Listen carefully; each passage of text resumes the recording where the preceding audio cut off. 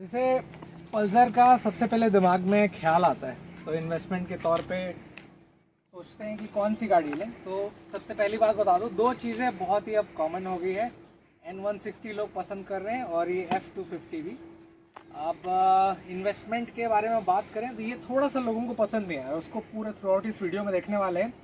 पर सबसे पहले मैं शुरुआत करने के पहले बता दूँ कीमत इसकी क्या है, क्योंकि बहुत सारे लोगों का कमेंट में रहता है कि यार बीच में मत बताया कर, पहले ही बता देना तो इजी पड़े। तो मेरे सिटी रायपुर छत्तीसगढ़ में इसकी कीमत है 1,82,000 रुपीज़। अब जैसे 1,82,000 अगर आप इन्वेस्ट करना चाहते हैं तो दो ऑप्शंस आ जाते हैं। एक ये वाला जो आप देख रहे हैं F250 और दूसरा जो N सीरीज़ है।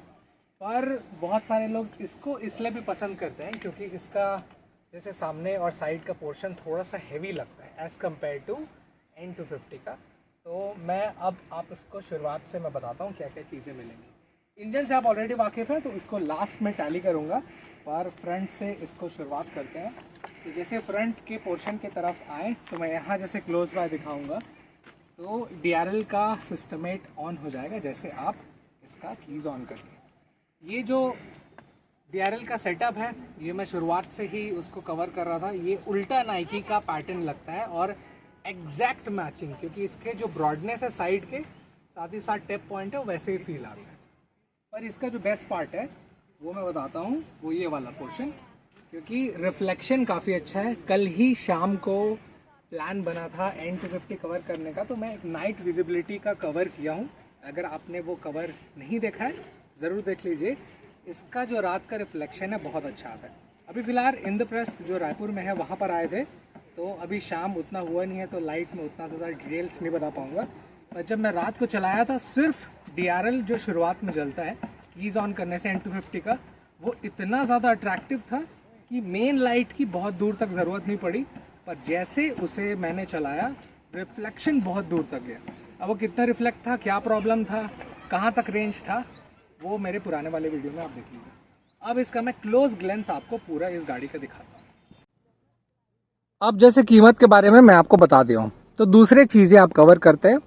रंग का नाम जैसे ब्रुकलिन ब्लैक है, उसमें ये DRL बहुत खूबसूरत है।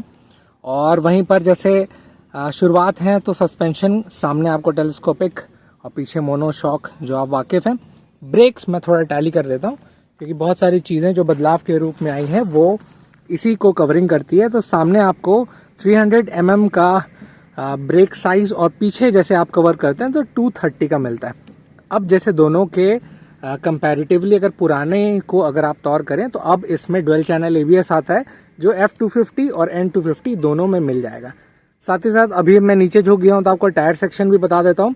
तो इस व्हीकल का टायर पहले ग्रिपिंग आप देख लीजिए, और साथ ही साथ सामने का अगर सेक्शन को टैली करें तो 100/80 17 इंच के। और वहीं पर जैसे मैं पीछे शिफ्ट करता हूँ तो थोड़ा सा आपको ब्रॉडर जो कि 130/70 17 इंच के कुछ इस प्रकार के सेटअप मिलते हैं। अब बहुत सारे लोगों का दिमाग में ख्याल रहता है कि हम जैसे 1,80,000 के तकरीबन पैसा लगा रहे हैं तो कितना क्या इसका फ्यूल टैंक और कैपेसिटी कितना माइलेज दे रहा है। तो फ्यूल टैंक कैपेसिटी है 14 लीटर्स की, ठीक। माइलेज आप उम्मीद कर लीजिए 30 से 38 के बीच में। अगर आप इससे भी बेहतर निकालें तो कमेंट्स में ज़रूर बताइए ताकि बाकी जो लेने वाले हैं उनके लिए थोड़ा सा आसानी हो सके। और इंटू 14 कर दीजिएगा तो आपको टोटल कुछ फ्यूल टैंक अगर रहता है फुल तो आपको कुछ इस प्रकार से मिल जाएगा। टॉप स्पीड लगभग 125 के अराउंड है, पर ऑफ कोर्स अगर लाइट वेट कोई गाड़ी चलाएगा तो आई थिंक इससे भी बेहतर चला लेगा। तो अगर आप वो भी निकालें comment down that to below. अब जैसे डायमेंशंस को कवर करते हैं तो व्हील बेस जैसे दोनों चक्के का बीच का अगर मैं टैली करूं तो 1351 mm। सीट हाइट नीचे से ऊपर लेंगे तो सफिशिएंट आपको 795 mm का, और ग्राउंड क्लियरेंस भी एक इम्पॉर्टेंट पार्ट है तो वो 165 mm का मिल जाता है। डिज़ाइन एलिमेंट का जैसे मैं शुरुआत कर दिया था यहाँ का, तो मैं आपको बाकी बताता हूँ। यहाँ पर ग्राफिक्स में जैसे ये देख रहे होंगे ना सामने से, तो ये थोड़ा सा मैट फिनिश में मिल जाता है देखने। ये सिल्वरिश है, ये रेड है। ग्लॉसी कहाँ टच है तो मैं बता देता हूँ। जैसे साइड की तरफ आएंगे तो ये वाला पोर्शन ग्लॉसी है। ऊपर जो भाग देख रहे हैं जिसमें पल्सर का यहाँ पर मेन जो पुटअप है वो भाग मैट फिनिश में है, और वहीं पर टंकी की तरफ आएंगे तो कुछ ऐसा दिखता है। अब मैं करेक्ट एक राइडर पर्सपेक्टिव से बताता हूँ कि अगर आप इस गाड़ी में बैठते हैं तो क्या होता है। तो सेंटर में 0 से लेकर 12,000 RPM तक के इन्फॉर्मेशन, लेफ्ट साइड पे बैटरी, इंजन और ऑयल का इन्फॉर्मेशन, यहाँ पर RPM लिमिट, ABS के ऑप्शन, और राइट साइड में हल्का सा डिजिटल फॉर्मेशन रहता है जो कि सबसे बड़ा वाला आपको बताता है कि कितने किलोमीटर्स पे ये गाड़ी चल रही है, जो ये वाला भाग है, और कौन से गियर में सेट है, और बाकी टाइम और फ्यूल का इंडिकेशन आपको यहाँ पर मिल जाता है देखने। फिर जैसे मैं नीचे अपने नज़रों को करूँ तो यहाँ कुछ ऐसा सेट दिखता है जिसमें ये दोनों जो इधर का भाग है वो एक ग्लॉसी टच है। सेंटर जो है ये आपको मिल जाएगा थोड़ा सा मैट फिनिश में। सीट स्प्लिट दिया हुआ है, थोड़ा ग्रिपिंग अच्छा है जितना इस गाड़ी में मिलना चाहिए। यहाँ पर पल्सर लिखा हुआ है, ये वाला भाग आप देख रहे होंगे तो F250। ये दो कलर कहाँ से, तो जैसे सामने आप अभी देख रहे होंगे या साइड का ग्राफिक्स अगर आपने देखा होगा तो यहाँ नोटिस करेंगे F250 यहाँ पर लिखा हुआ मिल जाता है। फिर आते हैं पीछे बैक लैम्प्स के सेटअप की तरफ।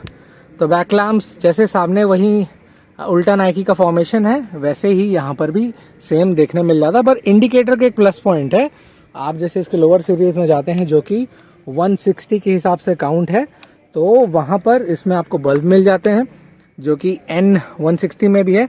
पर वहीं पर अगर आप ये चुनते हैं तो यहाँ आपको मिल जाएगा एक प्रॉपर LED इंडिकेटर जो कि थोड़ा क्लासी लगता है। दूर से भी मैं इसका लुक दिखा देता हूँ कि ब्रुकलिन ब्लैक कैसे लगता है।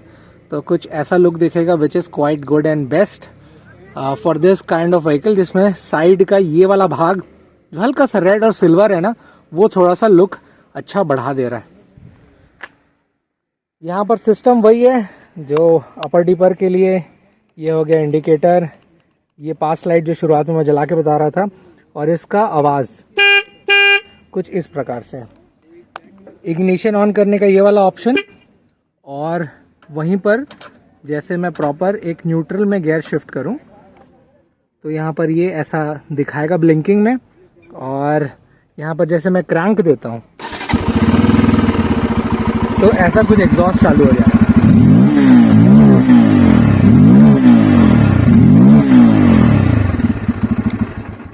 तो कुछ इस प्रकार का एग्जॉस्ट मिल जाता है जो कि थोड़ा इस गाड़ी का बेस और गजब बना देता है। तो ये था quick detail about the F250। आपको कितना बेहतर लगा मुझे नीचे कमेंट्स में ज़रूर बताइए। और इसके अलावा मैंने दूसरा भी कवरिंग किया हुआ है पूरा पल्सर N या F सीरीज़ का, अगर आपने वो नहीं देखा है तो आप जाके ज़रूर देख लीजिए।